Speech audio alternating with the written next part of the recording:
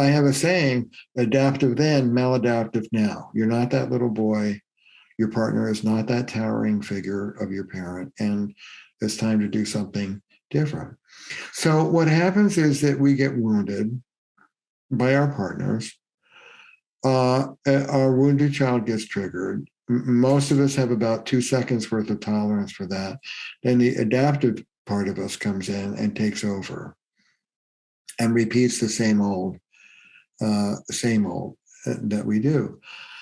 The trick is to shift into the prefrontal cortex, which has gone offline in those triggered moments, what I call the wise adult part of us, that's here and now, that can be thoughtful and reflective and make deliberate choices. I will quote you. I know this quote. I love it. To observe is to have choice. But that's because the observing part of you is literally a more mature part of the brain that can remember that we're an us, that this isn't about, when we move into that adaptive child, it's you versus me, a power struggle. One of us wins, one of us loses, a zero-sum game.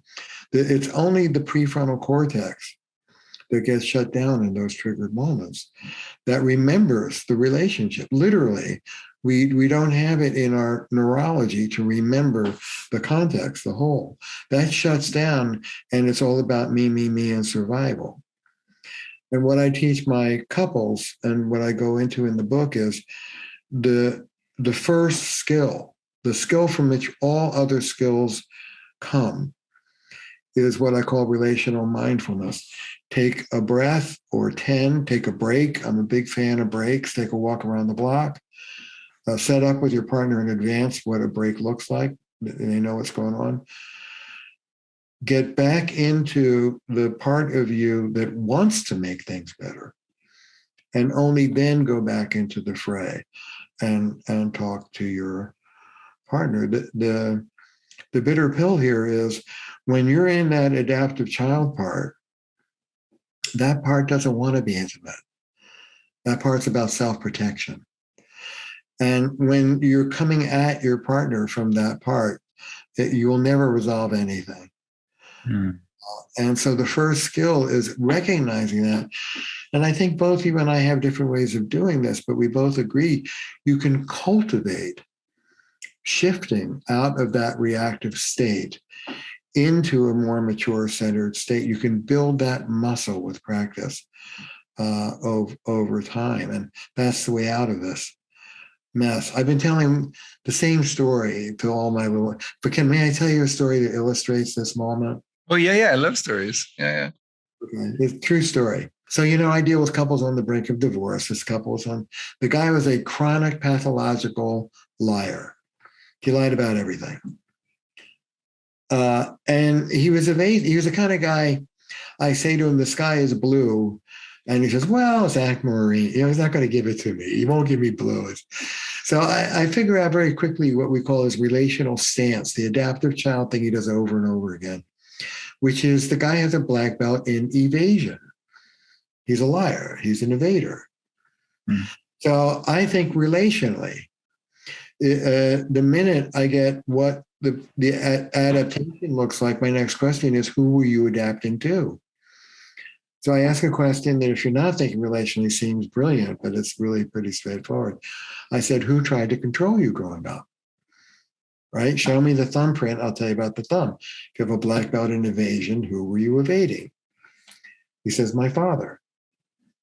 Sure enough, military man, how he sat, how he ate, how he drank, the whole thing. I said, what did you do with this controlling father? And he looks at me and smiles. I love the smile. That's resistance. He looks at me and smiles and he says, I lied. So all this comes out, absolutely true story. That weekend, she sent him to the grocery store to get 12 things. True to form, he comes back with 11. She says, where's the pumpernickel? And he says, every muscle and nerve in my body was screaming to say they were out of it. And in this moment, I thought of you, Terry.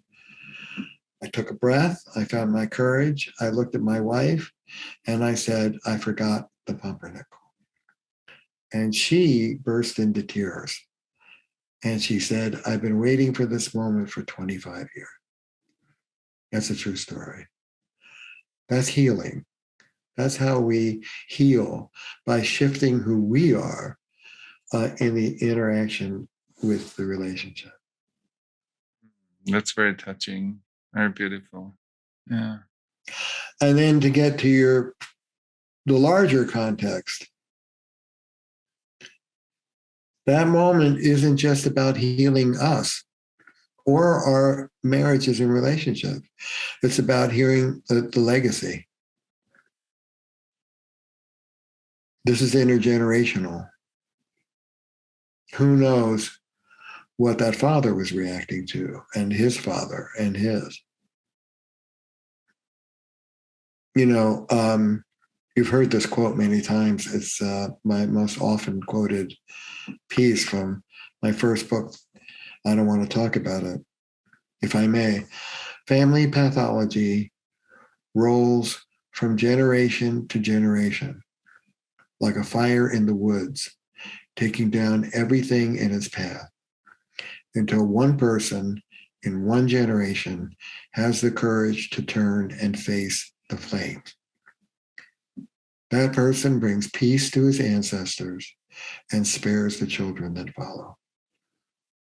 There's a great couples therapist, Heidi Schleffer, and when she sits with a couple, she asks them to bring pictures of their children. And she takes chairs and she circles the couple with chairs. And one by one, she puts the pictures of the kids on the chairs. And she says to the couple, just remember, they're watching. That's also powerful. The best gift we can give to the next generation is our own recovery. That movement that you very poetically described, like the movement to turn around and face the flames. Can you tell me a little bit about, in your experience and your work, two things? What makes one person in the family system turn around? Like what is it in us that has the power to do that? And the second thing is, how do we, the transgenerational trauma transmission, how can we approach that so that there are patterns that are kind of echoing through the generations? How can, when somebody already recognizes that and has enough strength to face it, to face the flames, what works when we look at transgenerational trauma that actually brings peace to the ancestry? Like how does that process look like in your work? And we may have some differences on this one. We may work a little differently. To me, the beauty here is you don't have to go after it. It finds you.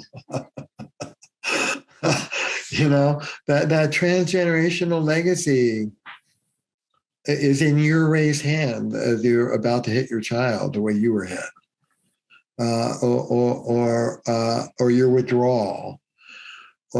It shows up through trauma. I learned that from one of my great mentors, Pia Melody. As a family therapist, I'd learned forever about this idea of multi-generational legacies and projections.